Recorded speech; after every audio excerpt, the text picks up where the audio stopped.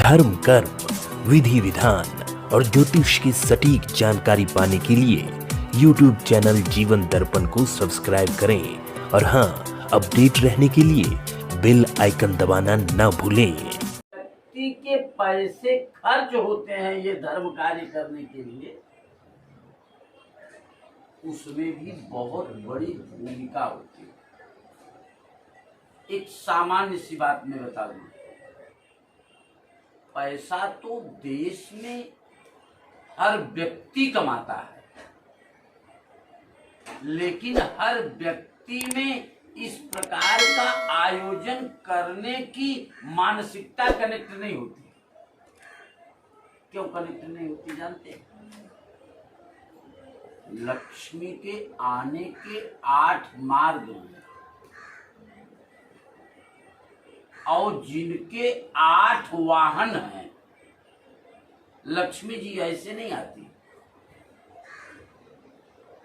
जब वो गरुण वाहिनी लक्ष्मी आती हैं, गरुण पर सवार होकर के लक्ष्मी आती हैं, तभी व्यक्ति के अंदर धर्म के प्रति रुचि बनती है। जैसे शास्त्र ये कहता है, जैसे हर व्यक्ति के उद्देश्य निर्धारित है, उसी प्रकार से हर द्रव्य में उद्देश्य भी निर्धारित है। शास्त्र ये कहता है क्या कि धर्मार्थ काम मोक्षाणाम यस्यै कोपि निविद्यते अजागलस तमश्चैव तस्य जन्म निरर्थकम्। हर मनुष्य के जीवन में 4 पुरुषार्थ प्राप्त करने की अभिलाषा होना चाहिए। ये 4 पुरुषार्थ क्या है? धर्म, सबसे पहला पुरुषार्थ धर्म। अगर धर्म ने आपका साथ दे दिया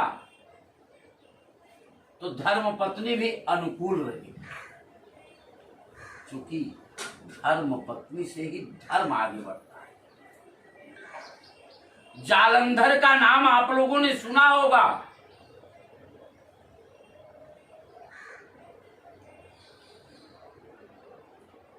जालंधर विवाह नहीं करना चाहता था। शंकर जी के अंश से उत्पन्न हुआ था, विवाह नहीं करना चाहता। लेकिन जालंधर के गुरु थे कौन? शुक्राचार्य। शुक्राचार्य ये देख रहे थे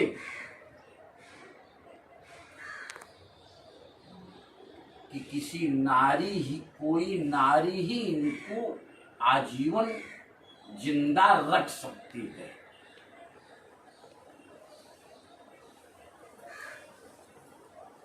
एक बार युद्ध में गए थे जालंधर।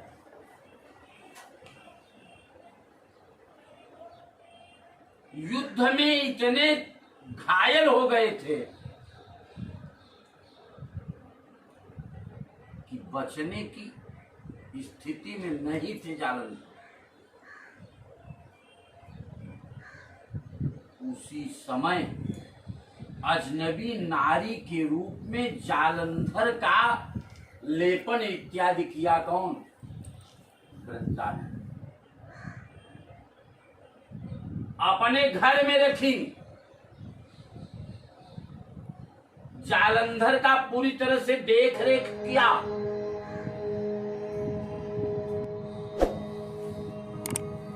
फिर जालंधर की एक रट थी कि मुझे देवताओं से जो समुद्र मंथन में 14 रत्न प्राप्त हैं, सारे रत्न वापस लेना।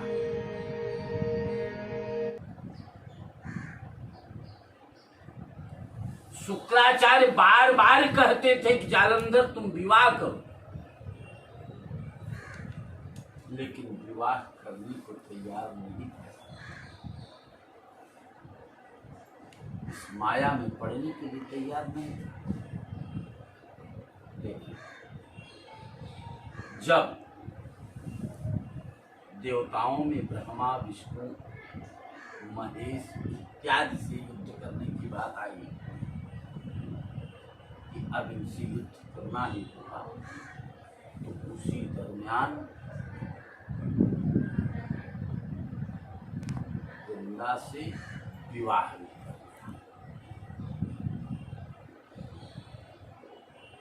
वृंदा विष्णु भक्त थी,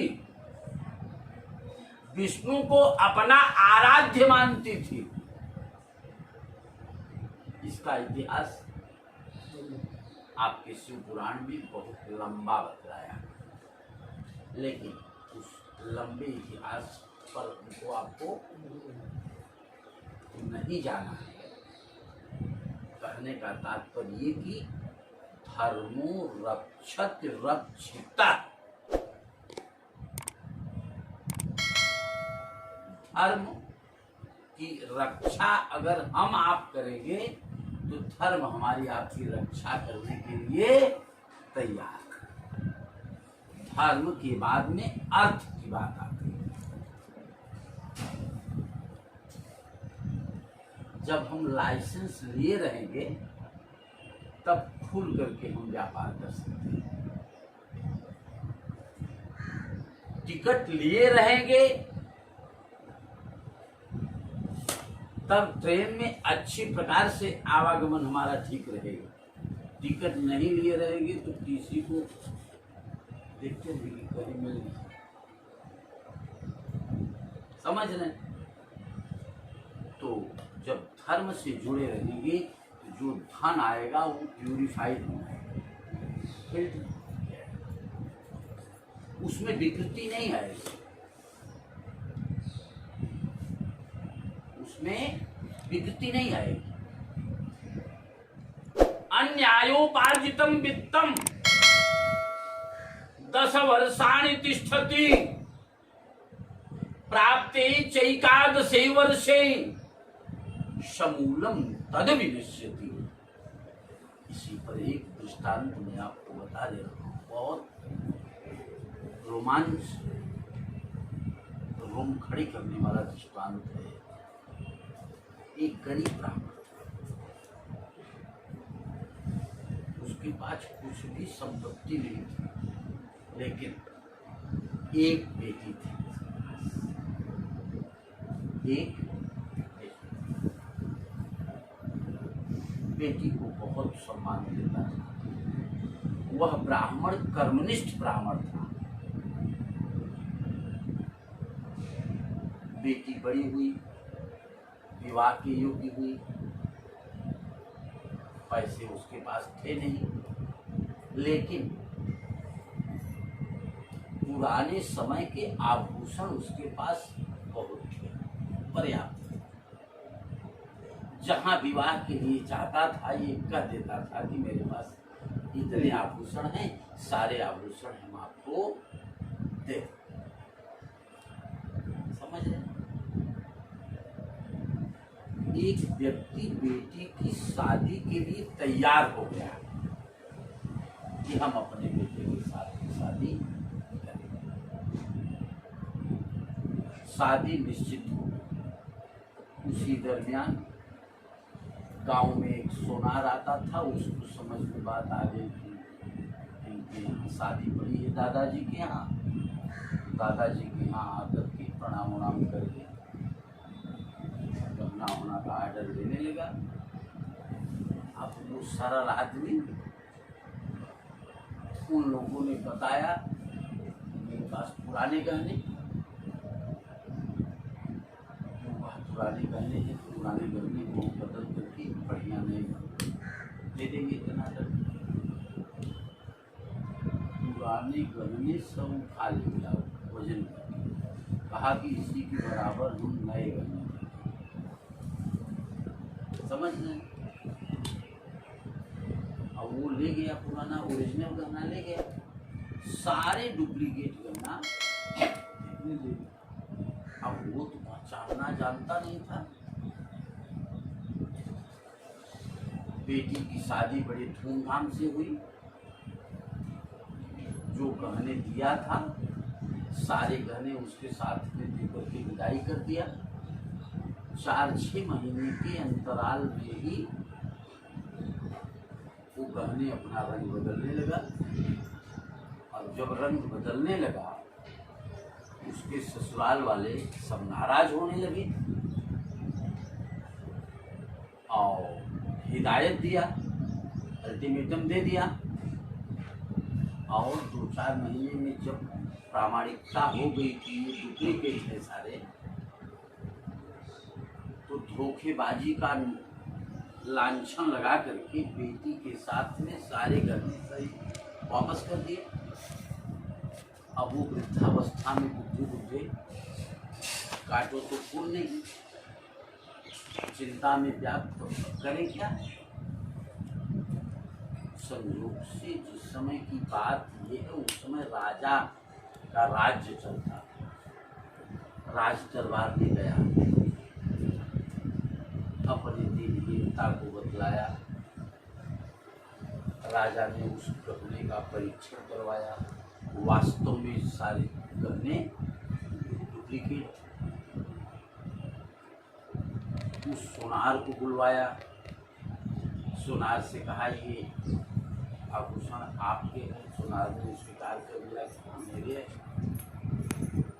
तब उसका परीक्षण उससे भी करवाया, और जिसने किया था उसका भी परीक्षण करवाया।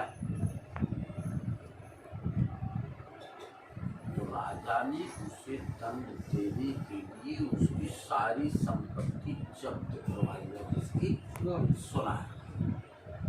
उस राजा के यहाँ पाणे जी जैसे एक महात्मा रहते थे, समझ रहे हैं? महात्मा बहुत धर्मनिष्ठ कर्मनिष्ठ थे, कभी चोरी नहीं करते थे। और राजा अपने यहाँ भंडारा भी प्रतिदिन करवाता था। वो पाणे जी जैसे जो महात्मा जी थे, उन्होंने कहा कि जो सोनार का संपत्ति जब्त किया गया है उसी में से भंडारा शुरू कर दिया जाए। और उसी में से भंडारा शुरू कर दिया गया। पाणे जी तो वहीं बैठ करके खाते ही थे राजा के यहाँ, भंडारे की ही व्यवस्था। 2-3 दिन भंडारे की व्यवस्था सोनार की संपत्ति का चला, तो पाणे जी के अंदर विकृति आ गई। कैसी विकृति आई? चोरी करने की विकृति आई। रानी का कुछ गहना रखा था कहीं और चुरा करके भाग गए। प्रामाणिक बात बता रहा हूं।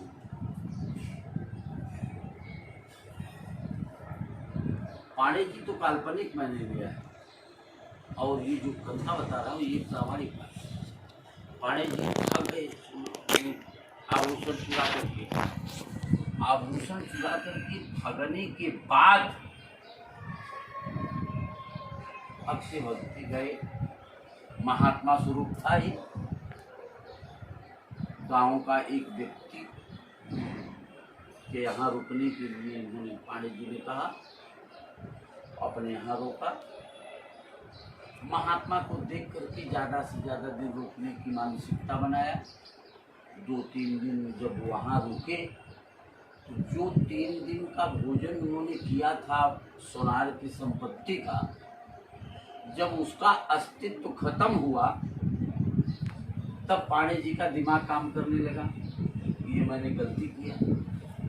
प्रायश्चित की इच्छा बनने लगी। वहाँ से वापस लेकर के भागे और कहाँ है? राजा के यहाँ। राजा से कहा मुझे दंड दीजिए। कहा आप क्या किए हो महाराज, आपको क्यों दंड दीजिए? कहा मैंने चोरी किया है। कहा नहीं, मारने से किया। आप इतने जीवन में से कभी चोरी नहीं किया, चोरी कर रहे? ये मानेंगे।